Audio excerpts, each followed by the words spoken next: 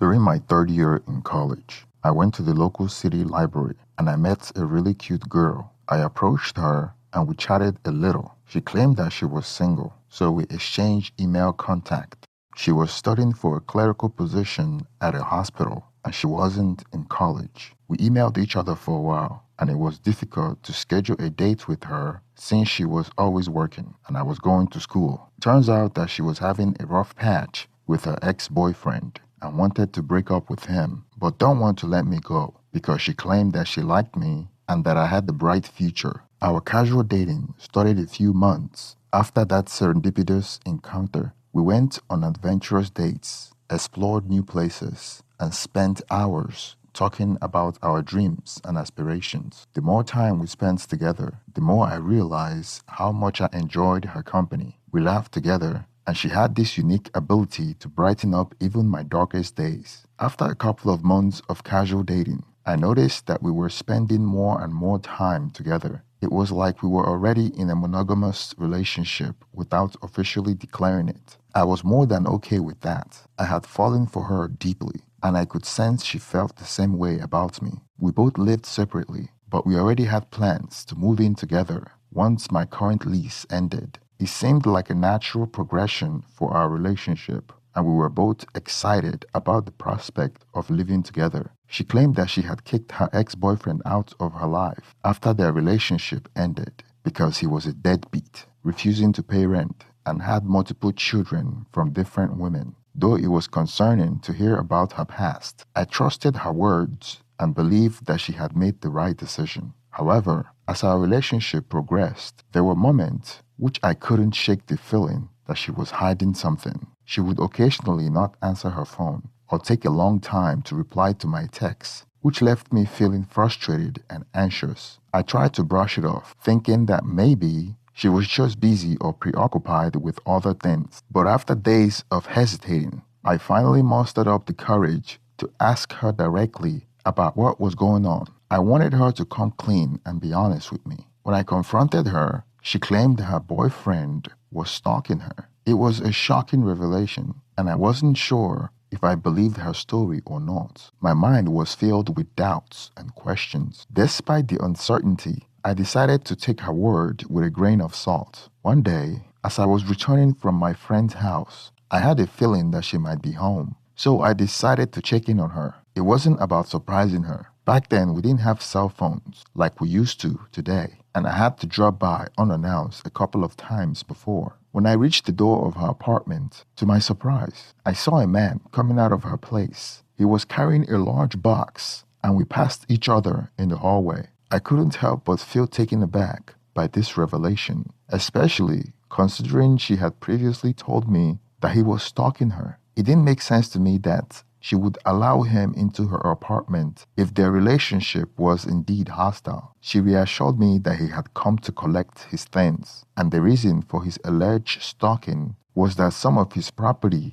was still in her possession. But as she insisted on this explanation, I couldn't help but begin to wonder if she might be gaslighting me. The situation seemed suspicious, and I couldn't shake off the nagging feeling that there might be more to the story than she was letting on. At that point in our relationship, I found myself at a crossroad, unsure if I could fully trust her. With the semester ending, the plan to move in together was approaching, but my doubts remained. After the incident with her ex-boyfriend, she became excessively affectionate, going out of her way to show her love by cooking for me and buy me thoughtful gifts. Part of me suspected that she sensed my hesitation and was trying to win me back with romance. I must admit, I was a sucker for such gesture, and gradually, she started to earn back my trust. As we moved in together and our relationship deepened, I thought things were going smoothly until one unexpected day. She brought up the topic of an open relationship out of the blue.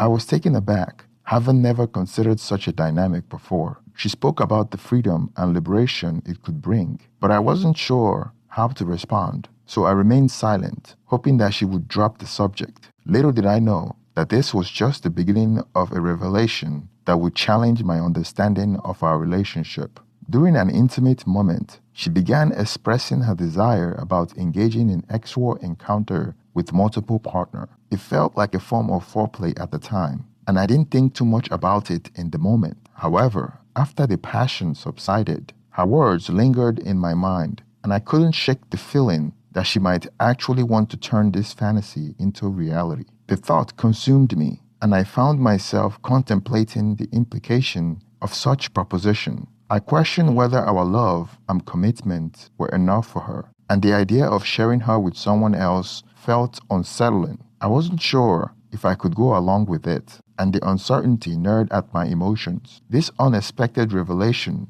left me torn and confused, unsure how to approach the situation. I started to question the love we shared, as our desires seemed to be taking different paths. As I struggled to make sense of my feelings, I knew that I needed time to process everything before deciding how to move forward. After expressing her desire during our intimate moment, which didn't resonate with me but pleased her, we discussed the matter further. She revealed that her ex-boyfriend enjoyed watching her with other men and suggested the idea of an open relationship once again. I kindly declined, stating that such a lifestyle wasn't something I was interested in. Unfortunately, my decision didn't sit well with her, and she reacted by engaging in passive-aggressive behavior to provoke me. Her attempt to annoy me didn't seem to have the desired effect, so she gradually became less affectionate and even withheld intimacy as a way of expressing her frustration, comparing me to a child. The situation began to take a toll on me, as I found myself preoccupied with these issues, causing my studies to suffer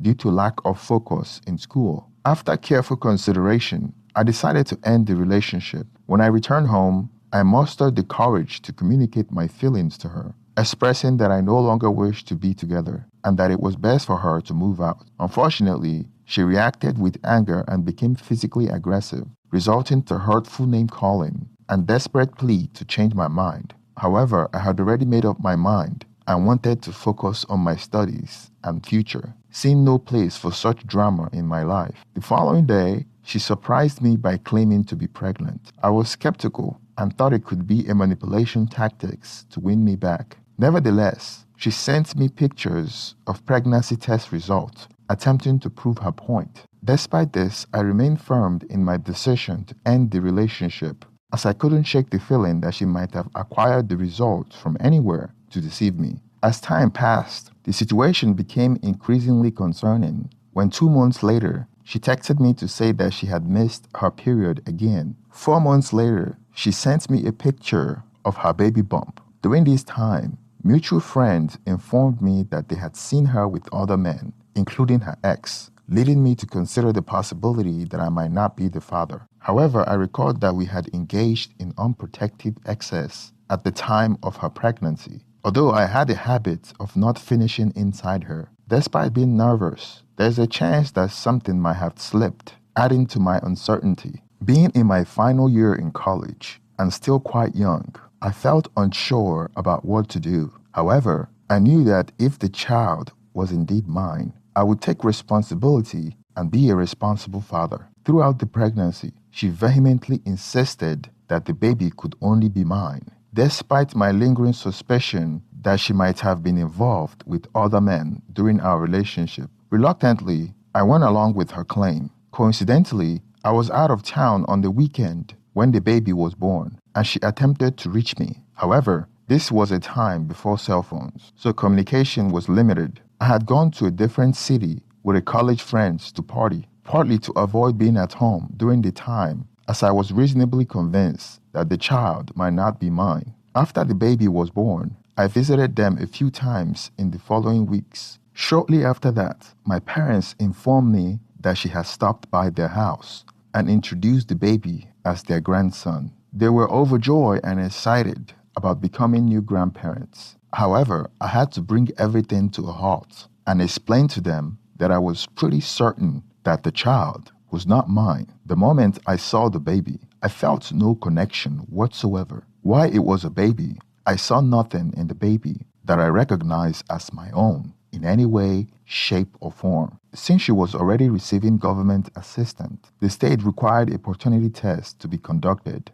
This is a standard procedure when someone is receiving state or government aid, example food stamp, as the need to identify the father to pursue child support. Given the situation, I decided it was best to go through with the paternity test and attend the appointment as scheduled. When the paternity test result came back, they showed that there was a less than a 1% chance that the child was mine. With this definitive proof, I made a clean break and never looked back. In the 2 times I saw her afterward, which have been more than 20 years ago now, she seemed almost tearful and she tried to apologize for what she had put me through back then. Through the grapevine, I found out who the actual father was, and it turned out to be her ex-boyfriend, the same one that she actually claimed was stalking her, the one I had even crossed paths with coming out of her apartment with some boxes. Unfortunately, he already had other children from different relationships and wasn't able to provide any support for them. Tragically, his poor health and drug issue led to his early demise, leaving the poor kid without a father figure in his life. Throughout the ordeal, I kept a level head and cooperated fully, earning a letter of commendation from the county prosecutor's office for my responsible behavior. It was clear she pursued me because I was in college and had a promising career ahead. I believe she genuinely thought the father was mine, or convinced herself enough to truly believe it. Why I didn't harbor hate towards her, the combination of how she handled the situation, her open relationship idea, and the cheating was enough to make me walk away from the relationship. Thank you for staying to the end of this story. Please support the channel by liking the video and subscribe if you haven't already. Let's get some reaction on the comment section. Thank you.